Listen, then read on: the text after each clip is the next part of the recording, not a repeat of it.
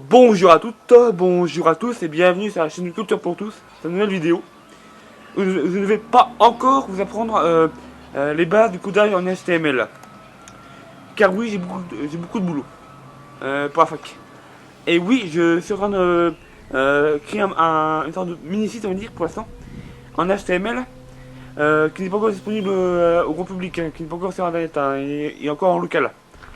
Parce que bon, c'est balbutiement, donc voilà.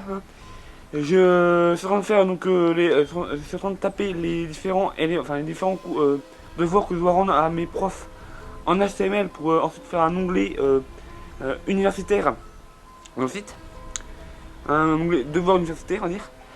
Et voilà. Et après donc je vous mettrai aussi en description, je mettrai aussi dans le site un. Attends.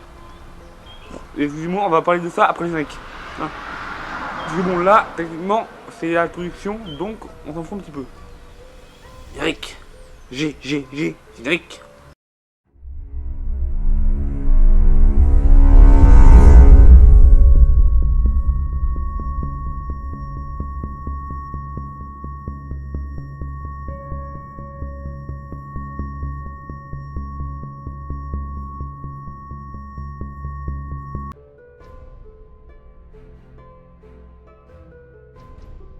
Ouais.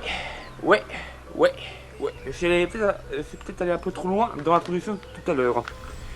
Donc, je disais, je suis en train de créer un petit site internet en HTML, mais il n'est pas encore sorti, puisque il n'est encore qu'à ses balbutiements. En effet, il faut savoir que le codage d'un site en HTML, d'un site en général en ligne, est assez long. Surtout quand on s'y prend seul. Donc j'ai commencé à peine mon site et je dois avoir 2 ou 3 pages en HTML en clair, dans l'onglet devoirs universitaires. Et donc j'aimerais bien l'étoffer un petit peu. J'ai terminé tous mes devoirs universitaires déjà que j'ai actuellement, afin de pouvoir vous le proposer rapidement, afin de pouvoir travailler rapidement sur autre chose. Et ensuite, il faut savoir que bon, j'ai pour projet aussi de mettre mon projet Laka, mon livre, le roman que j'ai un peu mis en parenthèse à cause de mes études, en ligne sur ce site-là. Vu que c'est codé maintenant, autant coder un livre entier sur un site. Ouais. Enfin, j'ai encore une idée, hein. Donc c'est pas fait, c'est pas du tout terminé. Donc voilà. D'ailleurs, si jamais ce projet-là vous intéresse, j'aurais besoin d'illustrateurs aussi. De dessinateurs qui pourraient faire le portrait des différents personnages de mon roman. Mais je vous en reparlerai dans un prochain numéro. Voilà. Donc, le codage, c'est quoi? On va un peu évoquer les bases tout de suite dans la prochaine partie. Allez. Qu'est-ce que le codage?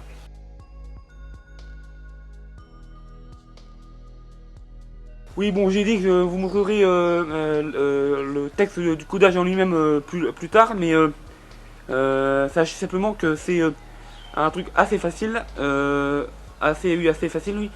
Je vous mettrai peut-être, j'espère, une image LOL d'un texte, d'un codage basique en HTML au titre de la vidéo, enfin de la partie. Mais je vous garantis rien. Franchement, c'est un peu short, on va dire. Un peu énervant. Bon, voilà. Donc, je tenais à vous préciser que donc les bases les bases du codage, c'est simple. En clair, il vous faut. Moi, j'utilise le bloc-notes. Bravo. Le bloc-notes de Windows. Donc, c'est très simple. Vous avez en haut de la page que vous utilisez pour coder, votre bloc-notes par exemple, vous avez les balises au départ, qui sont toutes entre crochets. La première balise qu'on met, c'est la balise HTML, pour le langage. Ensuite, on saute une ligne, et c'est la balise head qu'on met en place, pour l'onglet, le titre de l'onglet. Donc là vous mettez title, le titre, et slash title. Puis en tout, slash head. En tout balise toujours.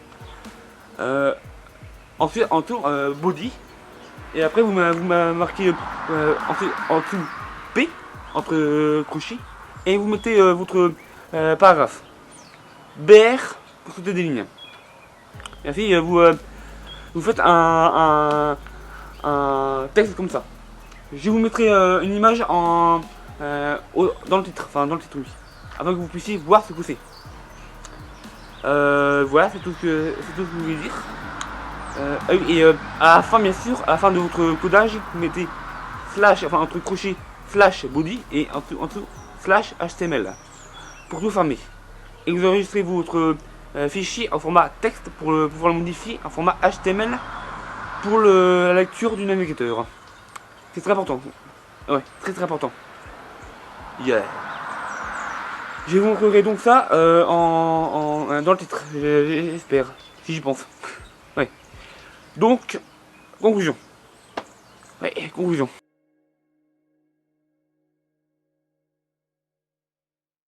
Putain de temps de merde, fait chier. Ouais, au moment maintenant que je parlais du codage de tout à l'heure, durant la dernière séquence, il a commencé à pluvioter, à pleuvoir et ça me fait chier. Donc je vais me dépêcher rapidement de terminer cette vidéo avant qu'il me mouille truc sur la tronche. Et je vous dis donc, si vous voulez donc commencer un peu à coder les outils que je vous ai mis dans le titre de la présente partie sont très importantes. Et si vous les reprenez, vous pourrez très facilement faire une page de codage classique, enfin avec du texte. Oui. Et je vous en reparlerai plus en détail dans une prochaine vidéo. Promis. Bon. En attendant, n'oubliez jamais de vous cultiver, de vous cultiver. N'oubliez jamais non plus le clap, commentaire, like, abonnement, partage. Et surtout, comme d'hab, cultivez-vous. Oh yeah. Et mouillez-vous aussi un petit peu. Aussi.